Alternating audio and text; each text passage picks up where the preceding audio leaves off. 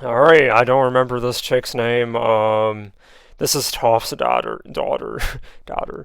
Yeah, this is Toph's daughter. I said it again. Daughter.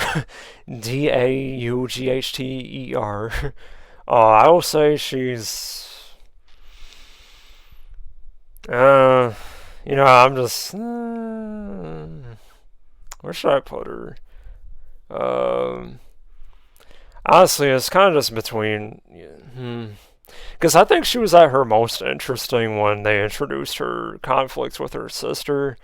I thought that drama was pretty decent because, like, even though she came across as cold-hearted the whole time, you really, really saw that with her relationship with her sister, and like it was kind of on the line of like it bordered between annoying and interesting. But for me, I found it more on the interesting side because with that first argument with her sister, she was like in tears when she like left the room. So I think it was more interesting than annoying. So um, I'm just gonna have to put her in serviceable because I really don't feel compelled to put her in good, and I think putting her in boring is just a little too harsh.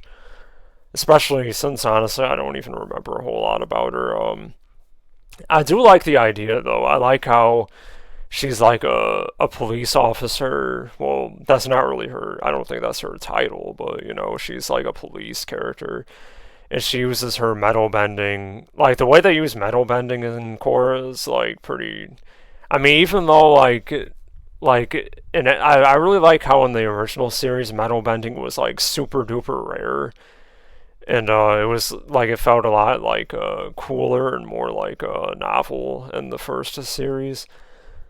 I like how it's like more like streamlined in Korra still, even though it kind of like lacks the same like magic in the original show.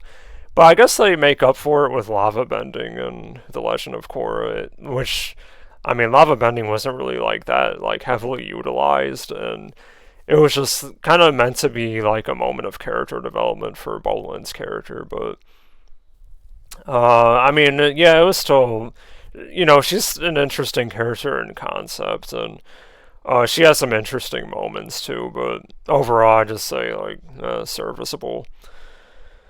Next up, we got this girl. I can't remember her name. This is one of Tenzin's daughters. Yeah, I'll say she was serviceable. She has more significance in season 3 and 4.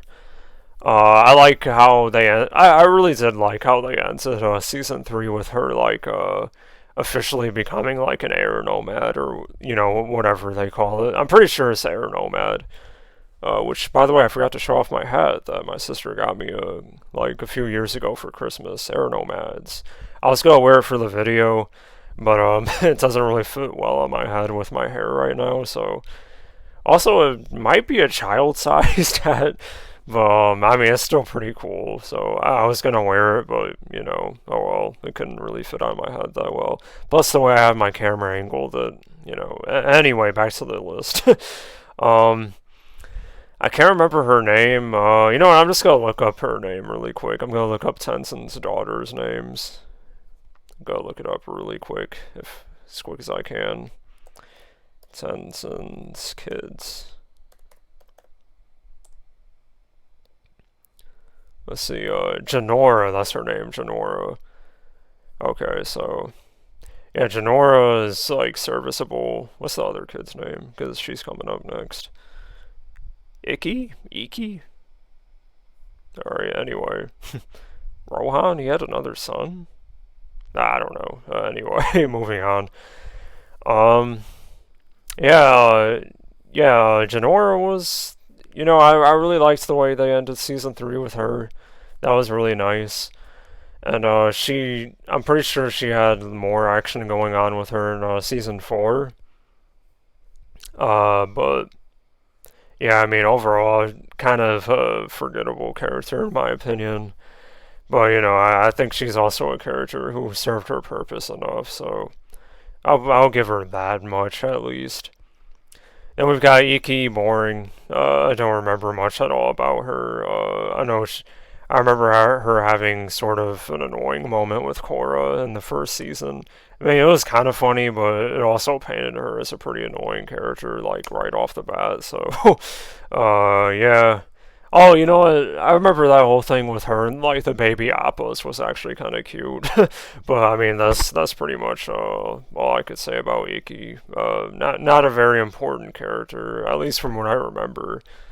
And yeah, just overall pretty forgettable. So boring it is. All right, now we've got Aang. Aang, the OG, the one who started it all. Yeah, Aang. Honestly, yeah, it feels a little disrespectful putting him like not in the top tier, but like, yeah, because I just don't really have that like I don't have that compulsion to put him all the way up there. Like, great character, great character. He's perfectly serviceable. He's funny. He like that. I feel like they really nailed like the childlike naivete with his character.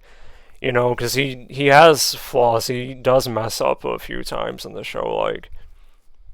Um, I know like the biggest one I think was when he was hiding the map from Korra and Sokka. The map to find their father, and he was doing that because he was scared of losing them. And that's a pretty that's a pretty horrible thing to do to two kids trying to find their dad. But I mean, he's a kid, he's like literally younger than them in that show. So I thought it was, and his intentions were, not meant to be malevolent or anything like that. He just wanted his friends. He hadn't had friends in like years and years and years. He was literally trapped in an iceberg for like 100 years. And then those are the first two people he met when he finally came to. So I mean that was just, in my opinion, that was just child naivete, and I think it was done right. So same thing with him burning Katara. Did I call Katara Korra earlier? Anyway, I think I may have by accident, but no, he burned Katara in that one episode when he was learning firebending. Yeah, that was a pretty big moment for his character too, because he kind of swore off firebending at that point. And I really I don't blame him for that because he just hurt like one of his best friends. So yeah, that was a big moment. It was one of those moments of maturity too, because even though like ultimately he has to learn firebending, like it's not an option. It still showed that like he was being like mature in that moment, that he saw that he messed up and he was being very immature, like when he messed up. And so that was a moment of like growth for the character to make that decision. Obviously, that point is kind of like moot by the end of the show because he learns firebending anyway, but that was just another time of growth for him because he had to like learn to just like move past that mistake and do what he has to do in order to save the world. So Aang Q is in my opinion, a great protagonist. Watching him fight was really cool all the time. Because yeah, I mean, right out the gate, he's like really entertaining in my opinion. So just a great protagonist, really really good. I don't mean to disrespect him by not putting him up here, but he just, my opinion, he's gonna get outshined by us a few characters that we're gonna get to pretty soon. But Aang, solid character. No disrespect to Aang. Just an iconic character in animation. No disrespect. Just he's gonna get outshined, as we'll see soon enough. All right, next up we got Milo. Milo, I'll say he was serviceable. I don't really want to put him in good category because I mean from what I remember, he just didn't really have enough screen time, for me to call him like a solid, like good character. He was funny every now and then. The fart jokes were a little much for me. It was actually kind of surprising seeing the creator stoop to that level of humor with this show, but I mean, overall, The Legend of Korra just wasn't as good as the original show, so, I guess it's not too surprising. But, yeah, he was just a decent comedic relief character, nothing special, just serviceable. Alright, next up we've got the first villain of The Legend of Korra. We've got Amon. And I will say Amon was good.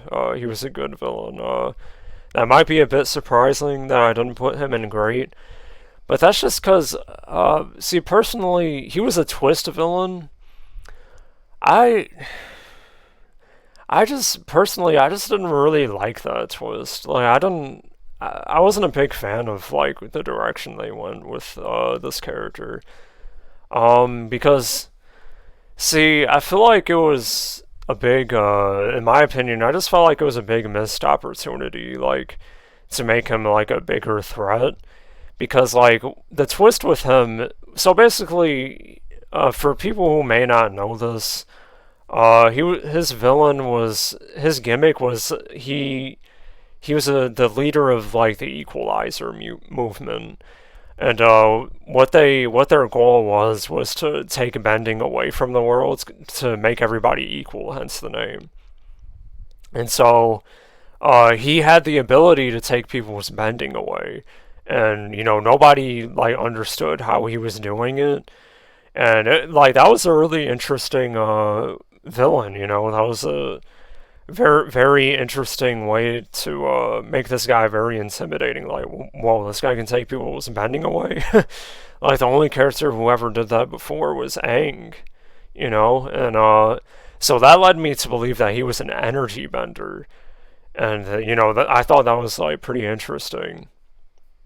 But yeah, so the twist with him, the big reveal was that it turned out he was actually a water bender who was doing a type of like I think it was a type of blood bending. Sorry, I forgot to mention Ty Lee could also take people's bending away technically, but it was just like a temporary thing.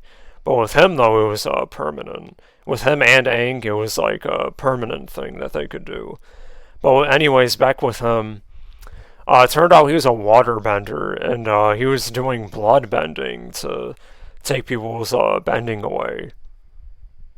Yeah, there was a big twist with him and this dude whose name that I honestly can't remember. Yeah, these two were brothers, and they were both water benders, and I'm pretty sure Amon was like the prodigy between the two of them because their father was just this like big douchebag who was like overworking them or whatever, and like Amon was the prodigy between the two. And honestly, I can't remember the full backstory, but like I just remember it put his whole character in a completely different like context, and he went from having this like actually like arguably noble cause to like actually just being like a big phony, like a big fake. And I just didn't really, I personally just didn't really like that twist with him. Although I will say the way him and this character, the way they ended, like I thought that was actually pretty interesting. I thought that was a pretty cool ending for their characters because, like it was a really like tragic ending for their characters, like because I did feel for them a bit, but like still the way they like totally recontextualized Amon's character was like I don't know, I just wasn't a big fan of it. But yeah, I guess that brings us to this character. Serviceable. I can't really remember a whole lot about him. The backstory, I guess, was interesting on his part because he's not the same as this guy. Like he was more of a secondary villain. I remember I at least liked his like smugness and his attitude. Like that much was entertaining, so I wouldn't say it was like totally boring. And he does like some pretty like unexpected things for like a kid show, so I have to at least give him that much. he literally like kills himself and his brother, like just because he knows his brother is too far gone, and he like I guess he has no other choice but to take himself and his brother out. So that was a pretty big surprise. But I don't really feel compelled to call him a good character though. So that's why I put him in serviceable. So anyway, season one of Korra, it was driven by these two. At least the conflict was. Yeah, decent villains, but I wouldn't say they were anything like super special in my opinion.